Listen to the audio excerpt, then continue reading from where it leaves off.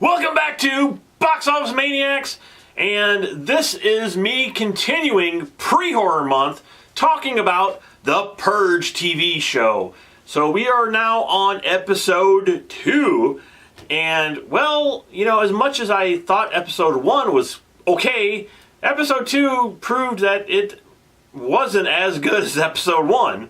It seems like it was a big filler episode, and I'm hoping that's not like every episode. This might have been just a filler to get to push the story on to the next episode. But it's just like the acting here, for whatever reason, just did not seem as good as episode 1. The storyline definitely was not as interesting as episode 1.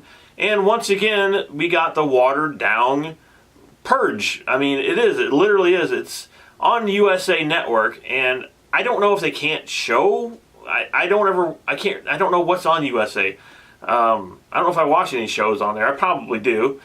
But it seems like stuff like The Walking Dead can get really gross, and things like that can get really gross. So why can't they just show blood or guts or whatever here on this show? Which I'm not saying that it has to have it. Okay, well, it starts again, and I don't remember the exact sequences things happen in this. But you have the woman who's in the office building. So you find out what happened in the last episode was she met this person down in the lobby area, and I didn't know what she was giving the woman or what was happening, but apparently she was paying this woman off to kill her boss during the Purge. So she goes back up to her office, and there's another person who's working there in her office who sneaks into her office, and she had her computer open, and she's looking at her computer, and she's like, oh, like she found something on her computer, so she probably knows now that she's trying to purge her boss. So when she gets back up there, she has a cell phone, and on the cell phone, it has the woman who's going to kill her boss in like a live feed, so she can see what's happening. And that's interesting. I didn't mind that. I thought, okay, well, I've not seen that in any of the Purge films, which I imagine it would happen if there was a Purge. You yourself be like, well, I'm not going to go kill this person, but I want this person dead, so I'm going to hire this person to go kill this person. Makes sense. I mean, yeah, I didn't really have a problem with that. It was just sort of the acting from her and everybody else in that scene just really wasn't there. It just really wasn't that interesting. So then we have the other storyline, and my throat is just gone because I've been talking. I've been doing a lot of reviews today, so just bear with me here. We had the other storyline with the purple bus, or actually it's the blue bus, I guess. My wife keeps telling me it's the blue bus, so we're going to call it the blue bus from now on, not the purple bus. But it looked purplish blue to me. Anyway, one of our maniacs on here said we should call it the Thanos bus, which I agree. Purplish blue, maybe, is a good color. And you have all these people on there who are wanting to sacrifice themselves for the Purge, and they think, oh, I'm going to sacrifice myself for the greater good, so I'm going to get off this bus and have somebody chop me to death with an axe because I'm crazy. And now there's this guy looking for his sister who's on that bus.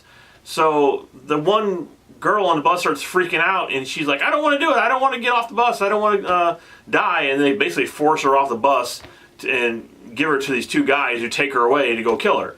So then the guy's sister was the one that was trying to calm her down, saying, hey, it's okay, you know, it's the Purge, and that's what we're here for, is to give ourselves over to the Purge. And she's like, no, you know, I don't want to do it anymore. So now I think his sister is starting to think, oh, well, maybe it's not a great idea for me to go get hacked to death tonight. So speaking of this guy, we have this guy who's in the military, because he keeps reminding us that he's in the military. And the sequence with him, I think, was probably the worst part of the whole show. It could have been really cool, but it just went by so fast, and it was just one of those, okay. Again, I could have seen that in a movie, and if they'd done that in the films, it would have been expanded, obviously, and they would have had more money to show things. It would have been a much cooler sequence, but this was just, it just was there to feel like, again, a filler for the next episode. Again, this guy, who was a Marine, because he keeps telling us that, stops this ambulance because it was helping somebody who got wounded. And he's trying to tell these people about the wounds on the body because, hey, I'm a Marine. I know about body wounds, even though I'm not a doctor, but I don't know anything about people getting shot or anything. But I can help you try to deal with these people. And it was a stupid scene. It was not very interesting. So then he gets in his crappy car, his old beat down jalopy that he's driving around in, and he drives over to another block and he gets caught between these two people. and he gets on a TV show called The Gauntlet, and there's like 3 people who go down the street and get shot at and try to survive Purge night, and if they win, they get this really sweet looking car.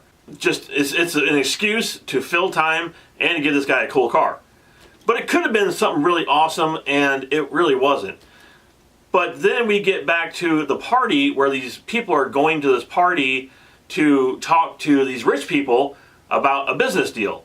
And they meet the woman there that was in the first episode, who this guy and a woman who went there basically had a threesome with for some reason, which they still have not really explained who she is, why they did it, what happened. Very strange, very weird sequence, that whole thing with them. And then she finally confronts them and said, hey, you guys are looking good, and, I seen you naked, that kind of thing. And it's like, okay. And then while they were there, they were showing The Gauntlet on the television, and the guy's running through. That's how you actually see what the guy is going through. It's basically on the TV. And he's going through these buildings, and there's saws coming out, and things hitting him and coming after him. And it kind of reminded me of a Saw film, like one of the Jigsaw's traps they put him into. So you had that going on, which was kind of cool. I mean, I didn't mind that. But again, it was one of those, I would rather seen that actual, what was happening to him, rather than seeing it on television.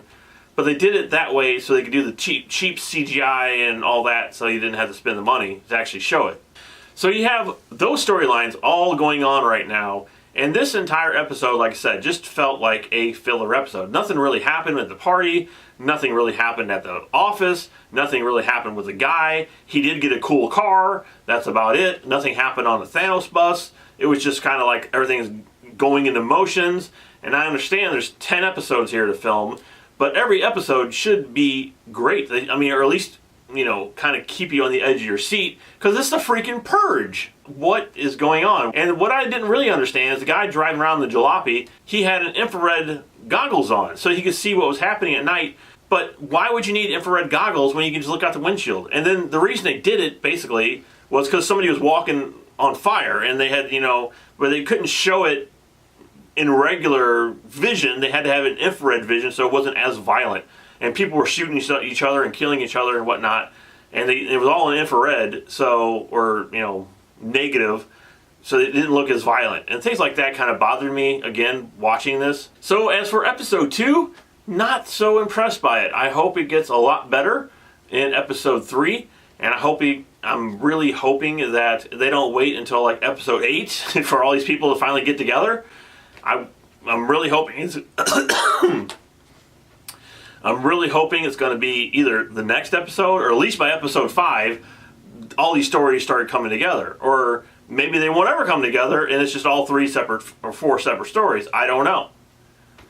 But as for now, I'm starting to worry about the show a little bit.